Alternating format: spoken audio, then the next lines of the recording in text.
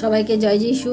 আমাদের মহান প্রেমময় পিতা প্রভু যীশু খ্রিস্টের নামে আমি আজকে সবাইকে স্বাগত জানাই। আসুন আমরা ঈশ্বরকে ধন্যবাদ দিই এবং তার কাছে আমরা আমাদের নিজেদের জীবনকে সমর্পণ করি, কারণ আমাদের জীবনে আমরা ঈশ্বর ছাড়া আমরা এগোতে পারি না এবং সেই ঈশ্বরের সাথে থাকে ঈশ্বরের পথে চলতে আমাদেরকে প্রতিনিয়ত ঈশ্বরের বাক্যপাঠ, ঈশ্বরের সাথে প্রার্থনায় যোগাযোগ রাখা, আমাদের এইগুলি কিন্তু আমাদের খ্রিস্ট জীবনের একটি বিশেষ অঙ্গ, মূল্যবান অঙ্গ। তাই আসুন আমরা আজকে ঈশ্বরের কাছে উপস্থিত হতে পেরেছি, তাই ধন্যবাদ সহকারে তার বাক্য আমরা পাঠ করি। আমি আজকে পাঠ করব যে যিশু তার 12 জন শিষ্যকে যখন প্রেরিত পদে নিযুক্ত করলেন, তখন তিনি যে বাক্য তাদের সামনে তুলে ধরেছিলেন, আমরা সেই বাক্য আজকে পাঠ করব। মথি লিখিত সুসমাচার তার 9 অধ্যায় 35 থেকে 37 পদে ঈশ্বর কি বলেছেন আমরা সেটা আজকে দেখি। আর যিশু সমস্ত নগরে ও গ্রামে ভ্রমণ করিতে লাগিলেন, তিনি লোকদের সমাজগৃহে উপদেশ দিলেন ও রাজ্যের সুসমাচার প্রচার করিলেন এবং সর্বপ্রকার রোগ ও সর্বপ্রকার ব্যাধি আরোগ্য করিলেন। কিন্তু বিস্তর লোক দেখিয়া তিনি তাহাদের প্রতি করুণাবিষ্ট হইলেন, কেননা তাহারা ব্যাকুল ও ছিন্নভিন্ন ছিল, যেন পালকবিহীন মেষপাল। তখন তিনি আপন শিষ্যদিগকে কহিলেন, শস্য প্রচুর বটে, কিন্তু কার্যকরী লোক অল্প।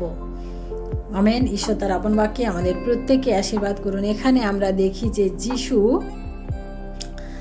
প্রভু যিশুর জীবন থেকে এইখানে আমরা যে শিক্ষা আমরা আজকে গ্রহণ করব, যে যিশু 36 পদে বিশেষ করে আমরা দেখি যে যিশু কি দেখলেন বা যিশুর এখানে কি আমরা 3টি বিষয় এখানে আমরা দেখব যে যিশু এখানে কি করলেন।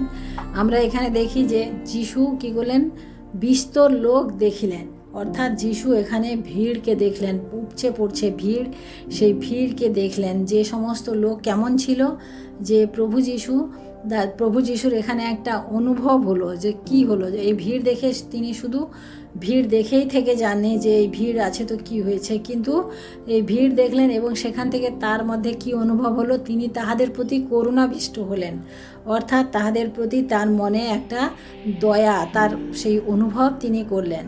এবং আমরা পরে দেখি যে তিনি ব্যাকুল হলেন। তিনি করুণাবিষ্ট হলেন, কারণ যে লোকগুলোকে দেখেছিলেন তাদের মধ্যে থেকে তিনি এটা দেখেছিলেন যে তাদের ব্যাকুলতা দেখেছিলেন, তাদের ছিন্ন ভিন্ন অবস্থা দেখেছিলেন, তাদের পালকবিহীন মেষপালের মতো দেখাচ্ছিল। এই সমস্ত কিছু আমরা দেখি যে প্রভু যিশু এখানে দেখলেন। অর্থাৎ প্রভু যিশু শুধু মানুষকে দেখেছেন, ভিড় দেখেছেন এরকমই নয়, তিনি তাদের অন্তরকে দেখেছেন, তাদের মধ্যে যে ব্যাকুলতা ছিল সেটাও দেখেছেন। এবং তিনি ভিড় দেখে, যেটা আমরা এখন সচরাচর করে থাকি, যে আমরা ভিড় দেখলে কি হয়, আমরা এগিয়ে পিছিয়ে চলে আসি, সাইড দিয়ে চলে যাই, কারণ আমরা ভিড়ের মধ্যে আমরা যেতে চাই না। কিন্তু প্রভু যিশু এই যে ভিড় দেখেছেন, সেই ভিড়ে মানুষের ব্যাকুলতা দেখেছেন, যেখানে মানুষ হয়তো সমস্ত কিছু হারিয়ে তাদের যে আত্মাকে বাঁচানোর জন্য, তাদের হৃদয়ের যে আকাঙ্ক্ষা সেটার জন্য, অথবা তাদের রোগ সারানোর জন্য, সমস্ত রকমের তাদের প্রয়োজনীয়তাগুলোকে তারা নিয়ে এসেছিল, সেই অবস্থা তিনি তাদের দেখেছিলেন। এবং তিনি শুধু দেখে এটা বলেননি যে তাদের যা হয়েছে হোক, আমার কি তাতে, এরকম কিন্তু তিনি মনে করেননি। তিনি তাদের জন্য তিনি করুণাবিষ্ট হয়েছেন। অর্থাৎ যখন কেউ করুণাবিষ্ট হয় তখন কি করে, তখন তাদের প্রতি কিছু করার জন্য তাদের অনুভূতি হয়। সেইভাবে প্রভু যিশুরও অনুভূতি হয়েছিল যে তাদের প্রতি তিনি করুণাবিষ্ট হলেন এবং তিনি দেখলেন যে এই পালকবিহীন মেষপালের মতো, অর্থাৎ যে মানুষরা আজকে ছিন্ন ভিন্ন হয়ে এদিক ওদিক ঘুরে বেড়াচ্ছে, সেই মানুষকে তিনি দেখেছেন। অর্থাৎ প্রিয় ভাই বোনেরা, আমরাও যদি একটু চোখ খুলে থাকি, যে আমাদের যদি এই প্রভু যিশুর এই দৃষ্টিতে আমরা যদি দেখার চেষ্টা করি যে আমাদের চারপাশে অনেক লোক যারা আজকেও অনেক সমস্যার মধ্যে, অনেক রকম তাড়নার মধ্যে, অনেক রকম পরাধীনতার মধ্যে জীবনযাপন কাটাচ্ছে, কিন্তু তাদেরকে সান্ত্বনা দেওয়ার মতো, তাদের পাশে দাঁড়ানোর মতো, তাদের কাছে বিশ্বস্তভাবে থাকার মতো কাউকে তারা পাচ্ছে না। হয়তো এমনও পরিবার আছে যাদের স্বামী স্ত্রীর মধ্যে এমন ভুল বোঝাবুঝি হয়ে রয়েছে যে সেখানে সেই ভুল বোঝাবুঝি মেটানোর মতো কেউ নেই। এমন হয়তো সন্তানরা রয়েছে যারা হয়তো নেশায় আক্রান্ত হয়ে এদিক ওদিক ঘুরে বেড়াচ্ছে, কিন্তু তাদেরকে তুলে ধরার মতো, তাদের কাছে পৌঁছানোর মতো কেউ নেই। কিন্তু প্রিয় ভাই বোনেরা, আমরা যারা প্রভু যিশুকে বিশ্বাস করি, আমাদের কাজ হচ্ছে এটাই যে প্রভু যিশুর মতো আমাদের হৃদয়ও যেন করুণাবিষ্ট হয়। কারণ ঈশ্বর মানুষ সৃষ্টি করেছেন প্রত্যেককে তার নিজের প্রতিমূর্তিতে। সে আজকে যে নেশাগ্রস্ত তাকেও ঈশ্বর সৃষ্টি করেছেন। আজকে যে সাধু সন্ন্যাসী সেজে আছে তাকেও তিনি সৃষ্টি করেছেন। তিনি প্রত্যেক মানুষকে সৃষ্টি করেছেন। কিন্তু ঈশ্বর দেখেছেন যে মানুষ আজকে নিজেদের থেকে, ঈশ্বর থেকে অনেক দূরে চলে গেছে, তারা জীবনে নিজেকে অনেক শয়তানের কবলে নিয়ে চলে গেছে। সেই সমস্ত মানুষকে খুঁজে আনা হচ্ছে আমাদের কাজ। কারণ প্রভু যিশু সেই সমস্ত মানুষকে ফিরিয়ে আনার জন্য এই জগতে এসেছিলেন, এবং তিনি যখন চলে গেছেন তিনি তখন এই কথাই বলে গেছেন যে আমার ছেড়ে যাওয়া কাজ, অর্থাৎ প্রভু যিশুর ছেড়ে যাওয়া কাজ কি ছিল, যে আমরা যেন তার সে হারিয়ে যাওয়া সন্তান, যারা এখনও পর্যন্ত প্রভু যিশুকে মুক্তিদাতা হিসাবে গ্রহণ করতে পারেনি, যারা এখনও পর্যন্ত প্রভু যিশুকে জানে না, সেই সমস্ত মানুষকে আমাদের খুঁজে আনা।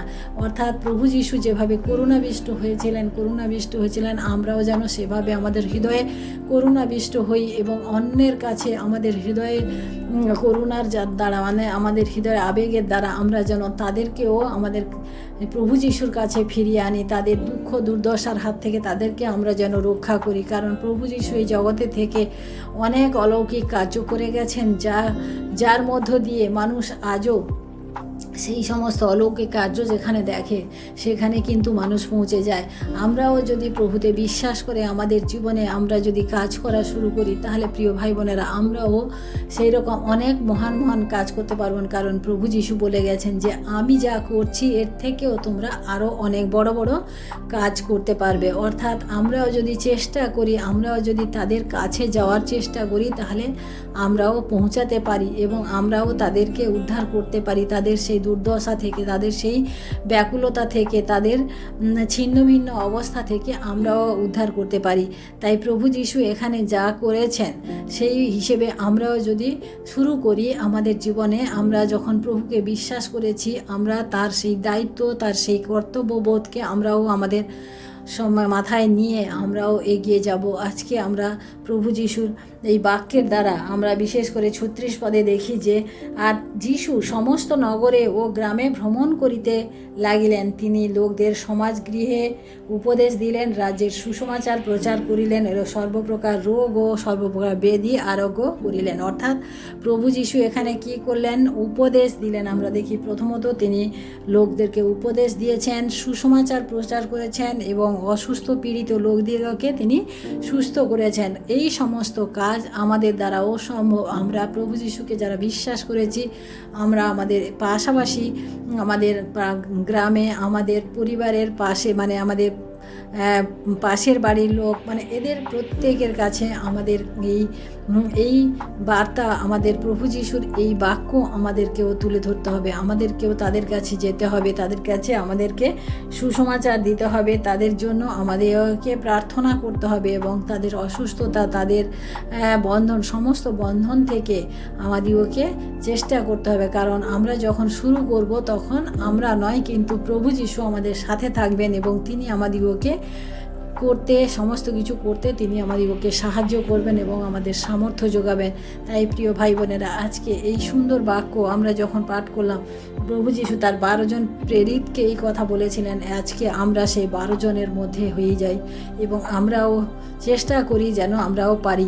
তখন 37 পদে দেখি, তখন তিনি আপন শিষ্যদিগকে বললেন, শস্য প্রচুর বটে কিন্তু কার্যকরী লোক অল্প। অর্থাৎ আজও শস্য প্রচুর, চতুর্দিকে এত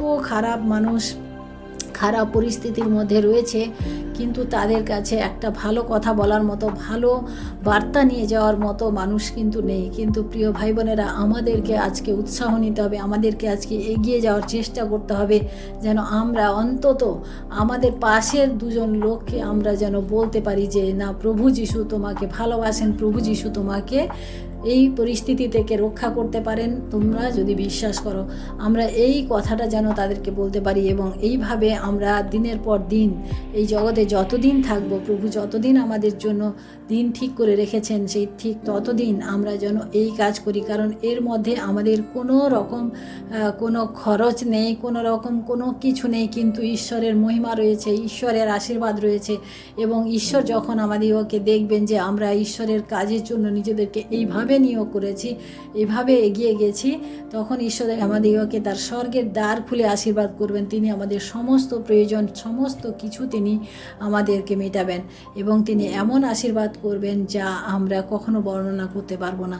তাই প্রিয় ভাই বোনেরা, আজকে এই বাক্যের মধ্য দিয়ে প্রভু যিশু যেভাবে দেখেছেন, যেভাবে ভিড়কে দেখেছেন, যেভাবে তিনি অনুভব করেছেন, যেভাবে তিনি সুসমাচার প্রচার করেছেন, আমরাও যেন প্র্যাকটিস করি, আমরা যেন অভ্যাস করি, যেন আজ থেকে আমরা এইভাবে আমরা আমাদের জীবনকে ঈশ্বরের কাজে, ঈশ্বরের জন্য আমরা ব্যবহার করতে পারি। কারণ এই জগতে আমরা যা কিছু করি, যা কিছু দেখি, আমরা কিন্তু সমস্ত কিছু ভুল দেখি। আমরা কি দেখি? আমরা হলে হয়তো এটাই দেখতাম যে কে কত ভালো কাপড় পরে এসেছে, কে কত দামি ঘড়ি পরে এসেছে, কে কত দামি বাইক নিয়ে এসেছে, কে কত দামি বাড়িতে বাস করে। আমরা হয়তো প্রিয় ভাই বোনেরা, আমরা হয়তো এটাই দেখি, কিন্তু প্রভু যিশু তা দেখেনি। প্রভু যিশু মানুষের অন্তর দেখেছেন, তাদের ব্যাকুলতা দেখেছেন, তাদের অসহায়তা দেখেছেন। আমরাও যেন তাই দেখি। তাই আসুন আজকে আমরা ঈশ্বরের কাছে আমাদের নিজেদেরকে আরেকটি বার সমর্পণ করি, এবং আমরা ঈশ্বরের কাছে প্রার্থনা করি, প্রভু যিশু যা চেয়েছেন, যেভাবে আমাদের জীবন থেকে চেয়েছেন, আমরা যেন ঠিক সেইভাবেই করতে পারি। আসুন আমরা প্রার্থনা করি, আমরা ঈশ্বরকে ধন্যবাদ দিই। Hallelujah, hallelujah, hallelujah. মহান প্রেমময় পিতা, তোমার মহানামের ধন্যবাদ প্রশংসা করি প্রভু। আজকের এই দিনে প্রভু গো, আরেকটি বার প্রভু তোমার চরণে উপস্থিত হতে পেরে প্রভু আমি নিজেকে ধন্য বলে মনে করি প্রভু। তাই প্রভু তোমার এই সুন্দর বাক্য পাঠ করে প্রভু আরও আমি নিজেকে আরও অনেক অনুগ্রহ পেয়েছি, আরও অনেক তোমার আশীর্বাদ পেয়েছি বলে মনে করি প্রভু। তাই তোমায় ধন্যবাদ করি প্রভু। এই বাক্যের দ্বারা প্রভু আজকে আমরা উৎসাহিত হয়েছি প্রভু। এই বাক্যের দ্বারা যেন প্রভু আমরা আগামী দিনে এগিয়ে চলতে পারি তোমার রাজ্য বিস্তারের কাজে, তোমার সেই হারানো সন্তানদেরকে খোঁজার জন্য প্রভু। আমরা যেন নিজেদের হৃদয়কে, নিজেদের মনকে, নিজেদেরকে সমর্পণ করি প্রভু। তুমি আমাদের আশীর্বাদ করো। আমি বিশ্বাস করি প্রভু তুমি আমাদের সঙ্গে আছো, এবং আমাদের সমস্ত প্রার্থনা তুমি শুনেছো, এবং তাই তোমার কাছে বিনতি প্রার্থনা করি প্রভু। আমার প্রিয় ভাই বোনেরা, খ্রিস্টেতে যে সমস্ত ভাই বোনেরা আমার চ্যানেলে আমাকে দেখে যাচ্ছেন, আমাকে ফলো করছেন প্রভু, তাদের প্রত্যেককে তুমি আশীর্বাদ করো। তোমার স্বর্গের দ্বার খুলে তাদের প্রত্যেক পরিবারে তুমি আশীর্বাদ করো। তাদের যে সমস্ত কমিঘটি যা কিছু রয়েছে প্রভু, ও তুমি তা দূর করো, এবং তোমার আশীর্বাদে পরিপূর্ণ করো। প্রত্যেকের হৃদয়কে পূর্ণ করো, প্রত্যেকের সন্তানদেরকে প্রভু সঠিক পথে নিয়ে চলো প্রভু।